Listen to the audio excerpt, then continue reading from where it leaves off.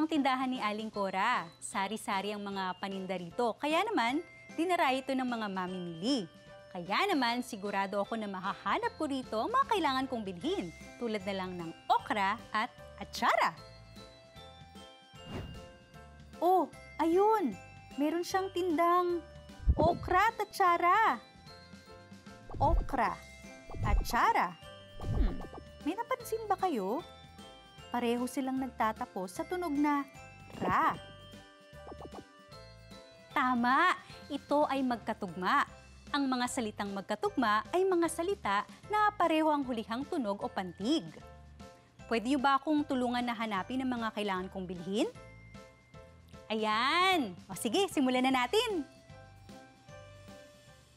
Kailangan ko ng kamatis at patis.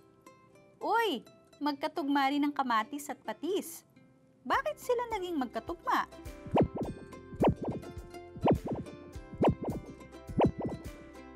Dahil pareho silang nagtatapos sa pantig na tis. Ngayon naman, kailangan ko ng sibuyas at bayabas.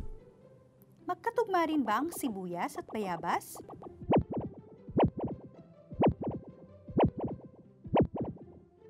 Oo, pareho kasi sila ng huling tunog na as. Kailangan ko rin ng sitaw at bataw. Magkatugma ba ang salitang sitaw at bataw?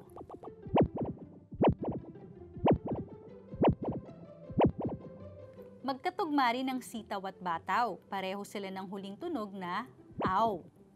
Ito na ang huli. Kailangan ko ng talong. Ano sa tingin ninyo ang katugma ng salitang talong?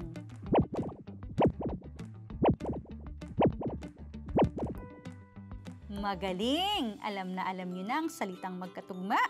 Salamat sa tulong nyo ha! Nabili ko ng mga kailangan kong bilhin.